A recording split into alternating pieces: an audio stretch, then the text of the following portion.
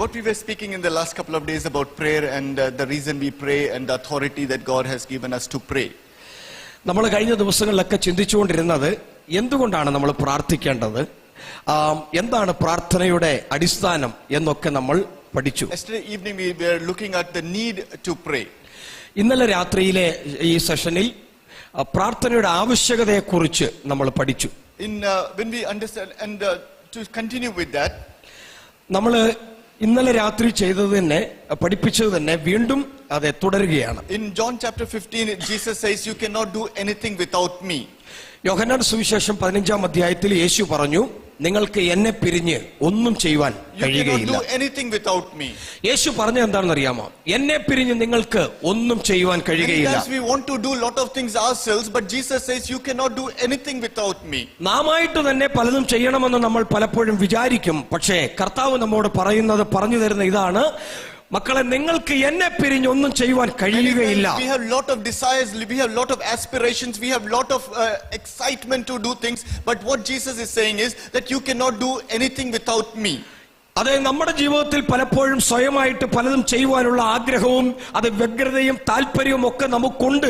എങ്കിലും നാം ചെയ്യുവാനായിട്ട് ആഗ്രഹിക്കുമ്പോഴും കർത്താവ് പറയുന്ന ഒരു കാര്യമുണ്ട്, നിങ്ങൾക്ക് എന്നെ കൂടാതെ എന്നെ പിരിഞ്ഞ് ഒന്നും തന്നെ ചെയ്യാനായിട്ട് സാധിക്കുകയില്ല. Jesus speaks to his disciples and he says, wait till you receive the power of the Holy Spirit.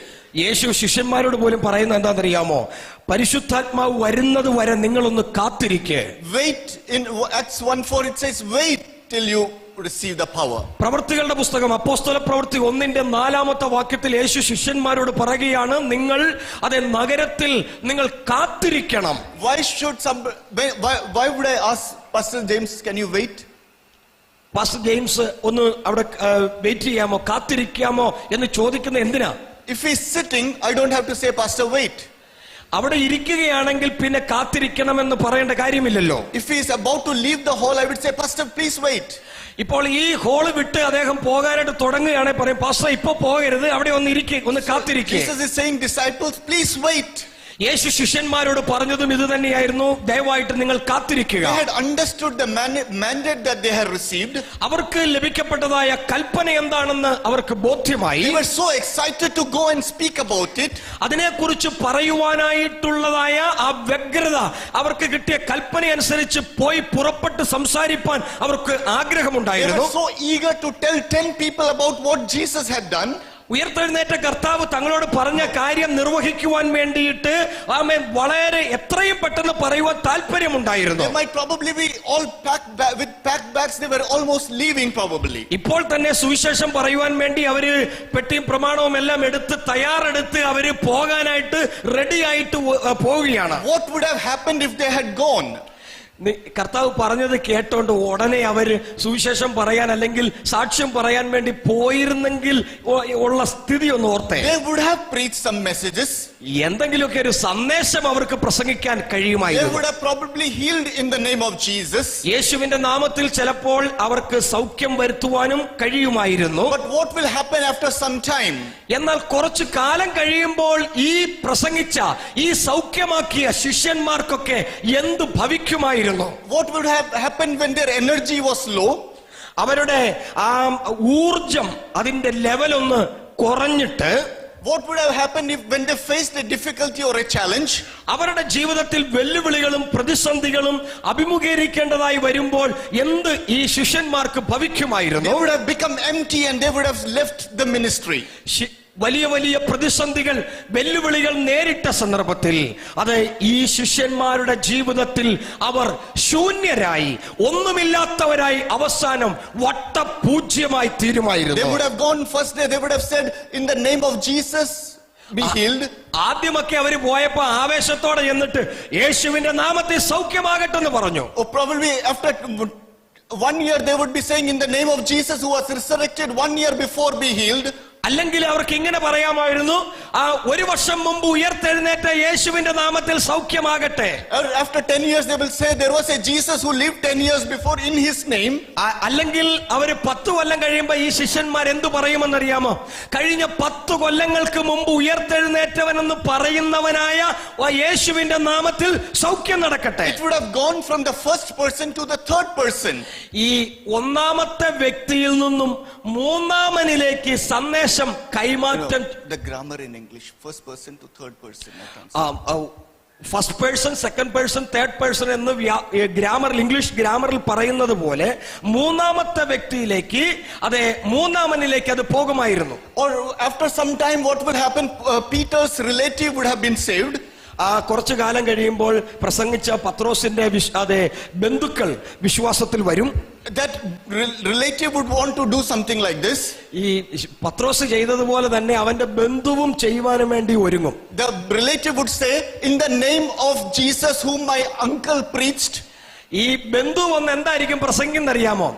എന്റെ ബന്ധുവായിരിക്കുന്ന, എന്റെ അമ്മാച്ചനായിരിക്കുന്ന പത്രോസ് വിശ്വസിച്ചിരുന്ന യേശുവിന്റെ നാമത്തിൽ സൗഖ്യം നടക്കട്ടെ. He would not have a personal encounter. He would always depend on the name of his uncle, on the brand name to speak about Jesus. കാരണം എന്താന്ന് ചോദിച്ചാൽ ഈ വ്യക്തിക്ക് വ്യക്തിപരമായിട്ട് യേശു എന്ന് പറയുന്ന വ്യക്തിയുമായിട്ട് യാതൊരു ബന്ധവുമില്ല. യേശു എന്ന് പറയുന്ന വ്യക്തിയുമായിട്ട് ബന്ധപ്പെട്ടിരുന്ന മറ്റൊരു വ്യക്തിയുടെ നാമത്തിൽ അതെ അവൻ പറയേണ്ടതായിട്ട് വന്നിരുന്നേനെ. He would have said uncle's name and auntie's name and somebody's name. ഏതെങ്കിലും ഒരു അങ്കിളിന്റെയോ ആന്റിയുടെയോ ഒക്കെ പേര് പറഞ്ഞ് അവർ അങ്ങനെ കർത്താവിന്റെ നാമത്തിൽ സൗഖ്യം നടത്തിയാണ്. But after some time what will happen? They will all be faded away. എന്നാൽ ഈ അങ്കിളും മരിച്ചു, ഇപ്പൊ പ്രസംഗിക്കുന്ന ഇവരും മരിച്ചു, എല്ലാവരും കൂടെ മരിച്ചു കുറച്ച് കഴിയുമ്പോൾ എന്ത് നടക്കുമായിരുന്നു? That is why Jesus says, before you leave, receive the power of the Holy Spirit. ഇത് സംഭവിക്കാതിരിക്കാൻ വേണ്ടിയാണ് പരിശുദ്ധാത്മാവ് നിങ്ങളുടെ മേൽ വരുന്നത് വരെ നിങ്ങൾ കാത്തിരിക്കണം എന്ന് പറഞ്ഞത്. So that you will be energized when you lose your energy.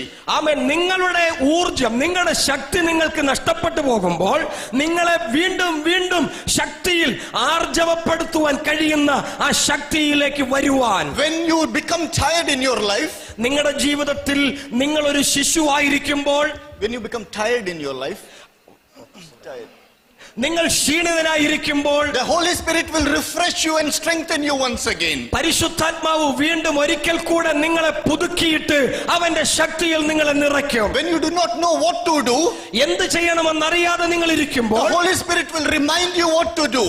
എന്ത് ചെയ്യണമെന്ന് പരിശുദ്ധാത്മാവ് നിങ്ങളെ ഓർമ്മപ്പെടുത്തും. When you do not know what to preach, എന്ത് പ്രസംഗിക്കണമെന്ന് നിങ്ങൾക്ക് അറിയാതിരിക്കെ the Holy Spirit will guide your words so that you can preach with power and authority. നീ എന്ത് പ്രസംഗിക്കണമെന്നും ഏത് നാമത്തിൽ ഏത് അധികാരത്തിൽ പ്രസംഗിക്കണമെന്ന് പരിശുദ്ധാത്മാവ് നിങ്ങൾക്ക് ഓർമ്മപ്പെടുത്തൽ നൽകും. Therefore it is important, and it was important, to receive the power of the Holy Spirit. അതുകൊണ്ട് തന്നെ ശിഷ്യന്മാരെ സംബന്ധിച്ചിടത്തോളം ദൈവത്തിന്റെ പരിശുദ്ധാത്മാവിന്റെ ശക്തി പ്രാപിക്കുന്നതും അതിൽ നിറയപ്പെടുന്നതും അവർക്ക് പ്രധാനമായിരുന്നു. It was important for the disciples of Jesus to receive the power of the Holy Spirit before they leave. Therefore it is more important for every one of us to receive and to catch the power of the Holy Spirit. യേശുവിനോട് കൂടെ ഉണ്ടായിരുന്ന ശിഷ്യന്മാർക്ക് അവന്റെ പരിശുദ്ധാത്മാവിന്റെ ശക്തി പ്രാപിക്കേണ്ടിയിരുന്നിരുന്നുവെങ്കിൽ നിശ്ചയമായിട്ടും ഇന്ന് അവന്റെ നാമത്തിൽ പ്രസംഗിക്കുന്ന എനിക്കും നിങ്ങൾക്കും എത്രത്തോളം അവന്റെ ശക്തിയുടെ ആവശ്യകത ഉണ്ടായിരിക്കും. We need the power of the Holy Spirit upon us so that we can minister,